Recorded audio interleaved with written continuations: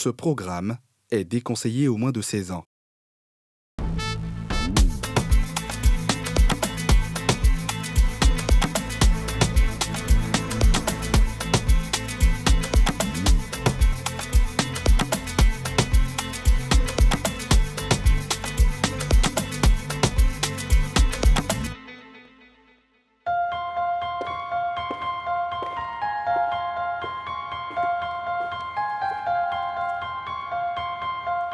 Dans l'histoire que nous allons vous raconter ce soir, vous verrez que parfois les apparences sont trompeuses. Une personne respectueuse et sans histoire peut s'avérer un prédateur dangereux d'une cruauté inimaginable. Les faits se déroulent dans le village de Tiaoué, situé à une vingtaine de kilomètres de Touba, au nord-ouest de la Côte d'Ivoire. Baye Olivier, directeur de l'école EPP Tiaoué et sa petite famille vivent en toute tranquillité dans ce village qu'ils habitent depuis 13 ans. Mais cette tranquillité est troublée par un fait déroutant. Bédel, la petite sœur de Dame Baye, Léonie, a disparu. Quelques jours plus tard, son corps sans vie est retrouvé. Stupeur et désolation seront le partage de ce petit village qui était loin de s'imaginer que cette affaire allait rouvrir un labyrinthe cauchemardesque sans fin. Ils seront confrontés à une succession de révélations troublantes et déroutantes. Que s'est-il passé? Qui a tué Bédel? Et surtout, comment et pourquoi? Focus Faits divers revient sur cette histoire cruelle, atroce, qui a plongé tout un village dans une désolation indescriptible et une famille dans une détresse sans fin.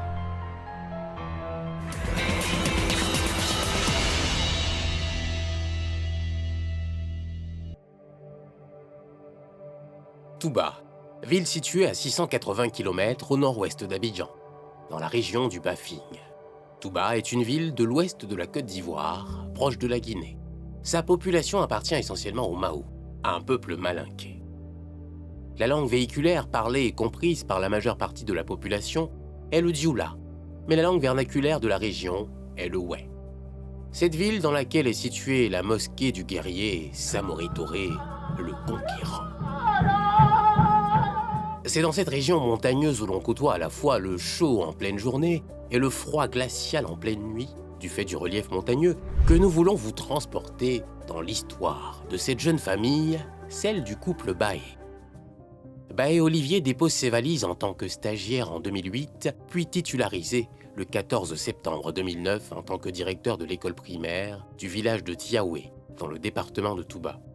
Père d'une famille de 3 enfants, 2 garçons, 1 fille. Les activités et les projets se déroulent comme souhaité. En septembre 2019, l'école primaire de Tiaoué reçoit des contractuels affectés par l'État. Parmi eux, Diabaté Siaka, âgé de 22 ans, Sénoufo, originaire de Kasséré, au nord de la Côte d'Ivoire, il n'a nulle part où aller.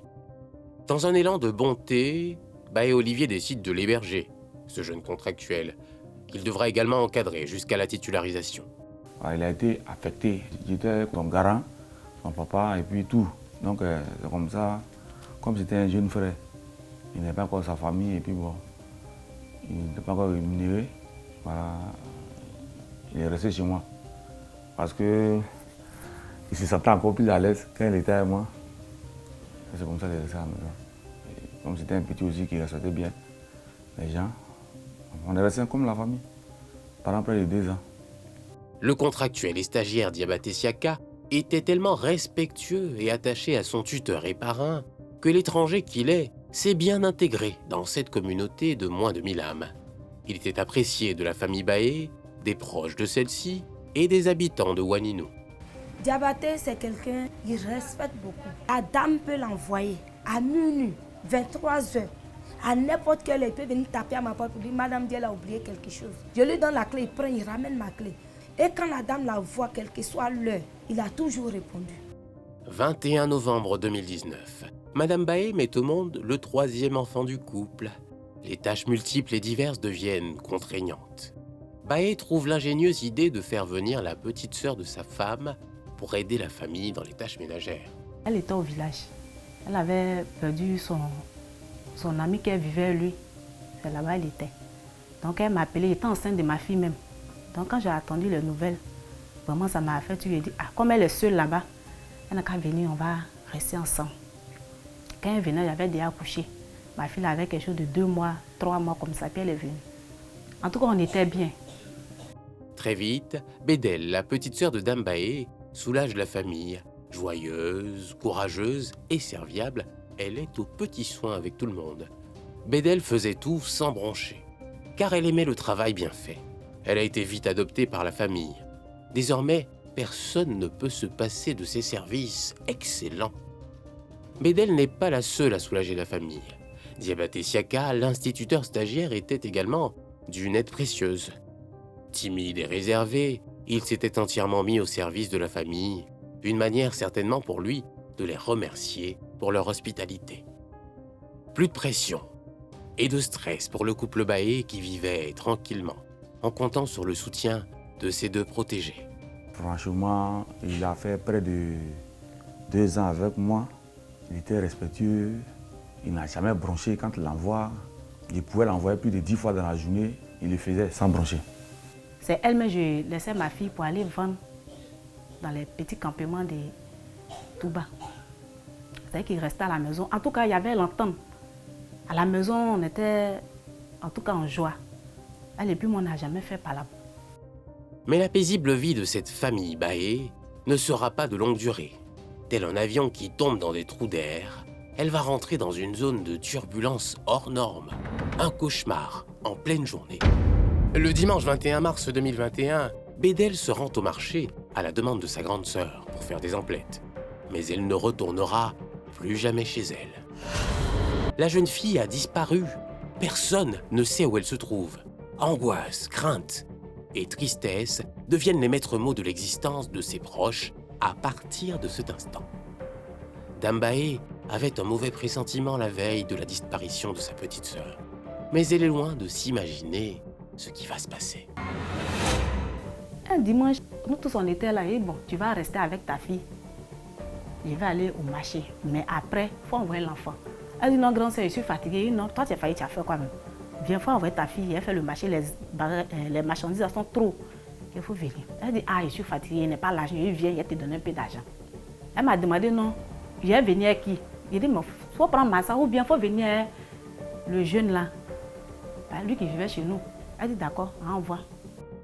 Lundi 22 mars 2021, le réveil est brutal et difficile dans le petit village de Tiaoué.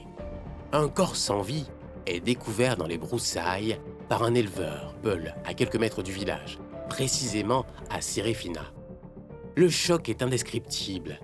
C'est le corps d'une jeune dame, mais il n'a pas encore été identifié. La population est partagée entre tristesse et stupéfaction. La scène présente des signes d'un crime rituel. Le cœur et le sexe de la victime sont introuvables.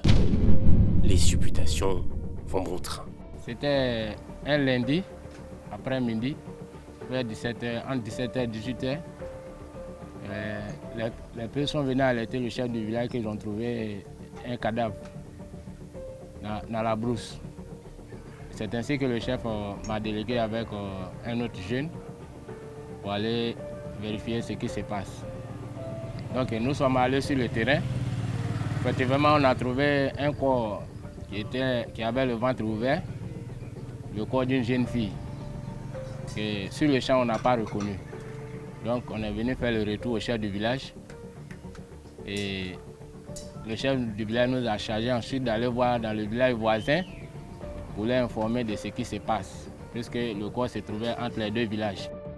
Le président des jeunes de Serefina, Fofana Siriki, et celui de Tiaoué, Koné Aboubakar, s'activent pour l'identification du corps sous l'ordre du chef de village de Serefina. Désolation, grande tristesse et étonnement seront le partage des villageois, car la victime est connue et surtout appréciée de tous. Personne n'imaginait une fin tragique pour elle. On a pris contact avec le président des jeunes du village en question, qui est le village qui est Tiaoué. Et c'est ainsi que, après les avoir informés de ce que nous avons découvert, eux aussi ils nous ont donné l'information comme quoi le directeur de l'EPP Tiaoué en son temps était à la recherche de sa belle-sœur qui avait disparu depuis le dimanche soir. C'est ainsi que nous et les jeunes de Tiavé, on est venus sur le terrain et on est allé pour regarder pour qu'ils puissent passer à l'identification puisque la jeune fille résidait à Tiavé. Donc quand ils sont allés, ils ont vu le corps, ils ont trouvé effectivement que c'était la belle-sœur du directeur de l'école. Nous étions à la maison, sous le préau, quand on a vu deux jeunes venus de Sérifina nous dire que les bergers ont vu un corps jeté dans les broussailles ici. Donc tout de suite, nous nous sommes dépêchés pour venir voir le corps. Et nous avons constaté qu'effectivement, c'est Bédel qui était ce corps. Un vrai coup de massue. Cette découverte du corps sans vie de la petite sœur de Dambaé, sa petite sœur, tant aimée, qui aidait sa maisonnée dans les tâches ménagères, elle la considérait comme sa fille. La nouvelle est dure à encaisser. Je ne peux pas décrire l'émotion qui m'est traversée, même si tu ne connais pas la personne. Vraiment, c'était... Je ne sais pas comment j'ai décrit ça, mais ça m'a dépassé, sincèrement. Je ne peux pas voir un être humain dans cet état-là et puis ne pas être ému. Donc, c'était vraiment la désolation en tout cas.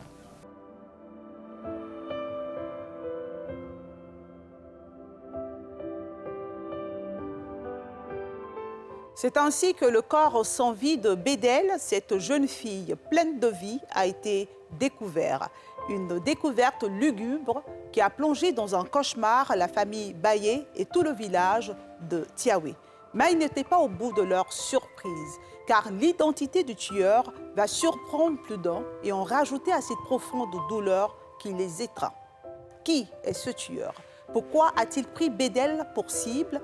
La scène de crime faisait penser à un crime rituel, le cœur de la victime étant introuvable. S'agit-il réellement d'un crime rituel ou d'une stratégie pour détourner l'attention? La réponse dans la suite de cette histoire qui vous sera contée dans notre prochaine diffusion. Bonsoir.